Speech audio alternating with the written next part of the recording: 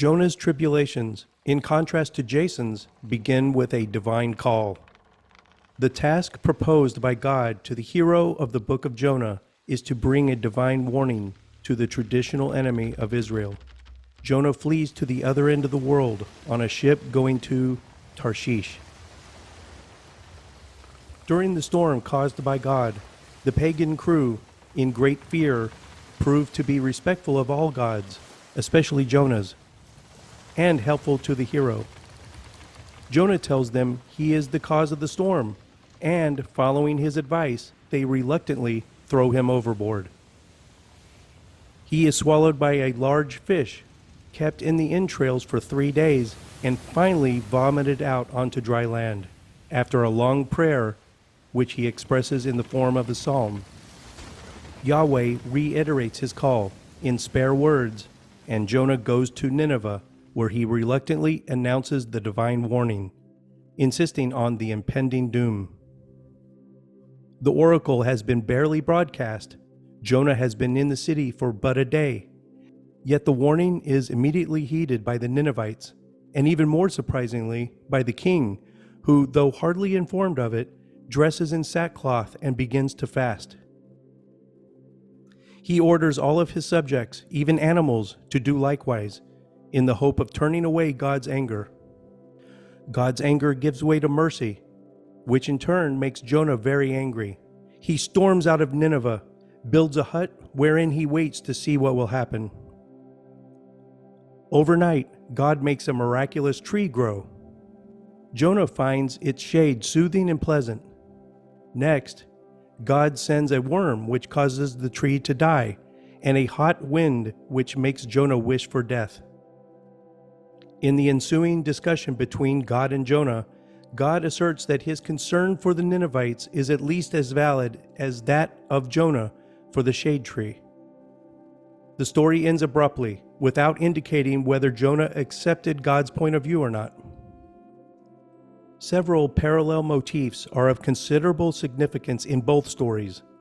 The names of the heroes, the presence of a dove, the idea of fleeing like the wind and causing a storm, the attitude of the sailors, the presence of a sea monster or dragon threatening the hero or swallowing him, and the form and meaning of the word kikion.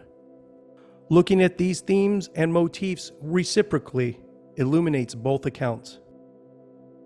First of all, the names of the two sea adventurers appear to be strikingly similar, at least in Greek. Jonah's name in Hebrew, Jonah, when translated in Greek as Jonas, can easily be seen as an anagram of Jason or Lason. There is no possible scenario in which the author of Jonah was not intimately familiar with the tales of Jason, so even the most devout believer must admit that this first similarity defies mere coincidence. In the 12th century, commentator Eustathius was the first to notice this curious parallel. He also opined that the fluidity of this name, together with the personality of the hero, may explain why Jason was one of several Greek names often used by Jews in Palestine, Egypt, and Cyrenaica, at least from the 3rd century BC on. Regarding Cyrenaica, it is notable that in some of the many variants on the return of the Argonauts, the latter reach Africa and meet a Triton, the merman of pre-Greek mythology, who announces to them that Cyrene would be the possession of their descendants. The legends and the name of a heroic sailor circumnavigating the sea on the first mythic longship would have appealed to Jews and other peoples who were settling around the Mediterranean Sea. Evidence of this interest can be seen in the tomb of Jason in Jerusalem, which is dated to the beginning of the 1st century BC and contains a Greek inscription and the drawing of a military ship. The second element in the comparison of the two stories concerns the name of Jonah alone. Jonah in Hebrew means dove. one of the birds used in very ancient sailing practice to guide lost sailors to land, as we see both in the story of Noah and the saga of Jason and the Argonauts. When the Argonauts arrive at the clashing rocks, the Simple Gates, unable to find their way out, they encounter Phineas, a king prophet hunted by the Harpies, perhaps because he has betrayed divine secrets. Phineas advises the heroes to release a dove to see where it will go.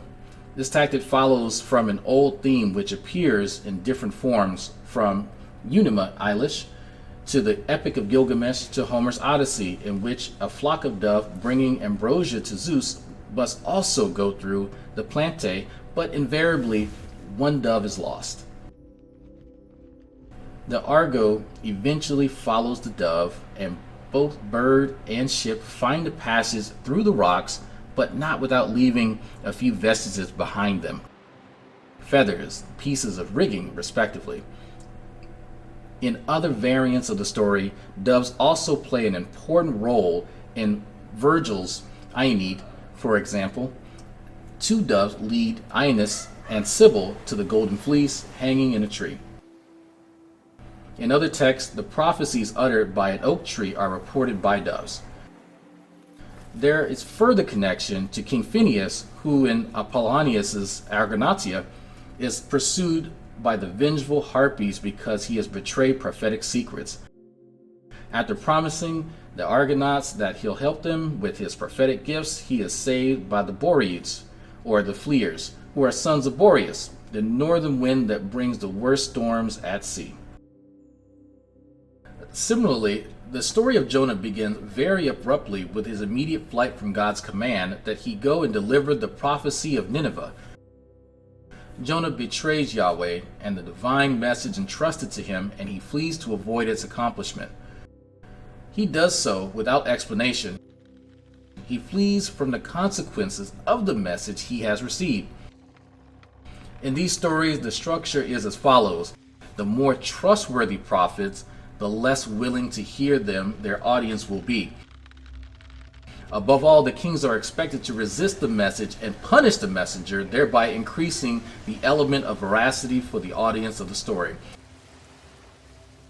For example, in fear of retaliation, Elijah flees to the Horeb after his victory over the prophets of Baal on Mount Carmel. Walks in the desert one day, sits under a broom tree, and asks for death, saying, "Israel has forsaken the covenant, slain prophets, and I, even I only, am left."